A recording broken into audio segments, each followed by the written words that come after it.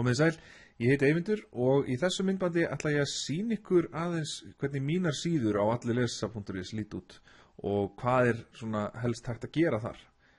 Ég búinn að skrá mig inn, en ég hérna á forsíðunni og ég fer þá í minn aðgangur og svo skrá lestur til að komast inn.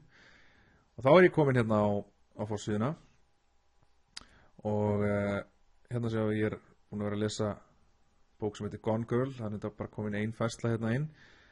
Þannig að ef ég vil skrá lestur í þá bók sem ég búinn að vera að lesa, þá er það nú lítið mál, ég vel hana bara hér og skrái hérna tíman og ég get skráð aftur í tíman sem ég held að ég hef verið að lesa í kannski klukkutíma síðasta miðvikudag.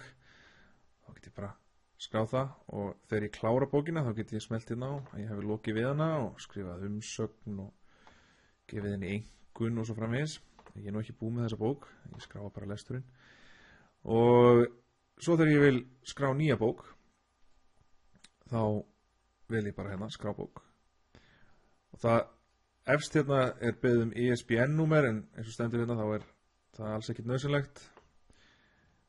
Og en ef það eru með það við höndina, þá sakar það ekkert. Og hérna get ég skráð titil. Ég get bara, til dæmis, ég er búinn að vera að lesa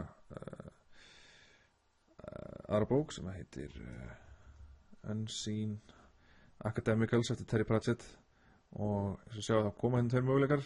Ég er ekki að lesa þessa bók en ég er að lesa þessa hérna, þannig að ég get valið hana, höfundurinn kemur og svo náttúrulega er ekkert víst að bókin sem þið eru að lesa komi hérna upp, en ég meina þetta er nú ekki flóknar upplýsingar. Það er titill, höfundur, gerð sem þá hvort að þetta er prentbók, hljóðbók eða rafbók og svo flokkur hvort þetta er skáldsaga eða ævisaga eða fræðibók eða hvað það er.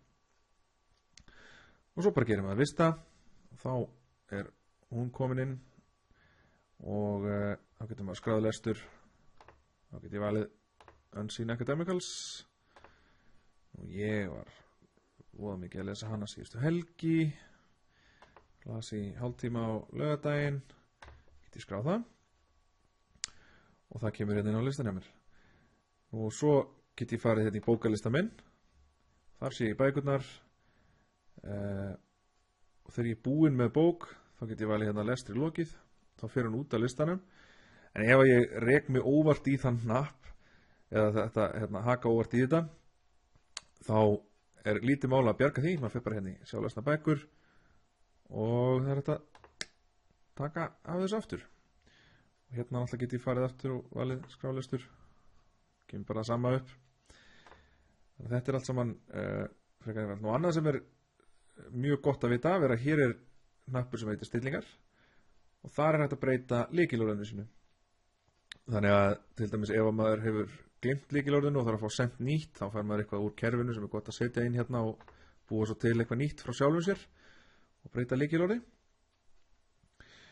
Og svo er náttúrulega mjög skemmtilegt að geta farið hér og skoða stöðuna í keppninni á meðan hún í gangi og þá sjást þetta flokkandi, vinnustæðir, skólar og opin flokkur og annarkvort getur maður bara farið og séð heildarstöðuna í þeim flokki, þetta er vinnustæðarflokkurinn allur eins og hann leggur sig, eða þá maður getur farið og séð stöðuna raða niður eftir fjölda liðsmanna. Þannig að við sjáum hérna opna flokkin með 3-9 liðsmönnum, þá sjáum við hérna Láki og félagar eru nú heldur betur að standa sig. Þetta er svona það helsta sem er hægt að gera inn á sínum aðgangi á allirlesa.is. Ég vona að þetta hafi verið gagnlegt og gangi ykkur vel að lesa.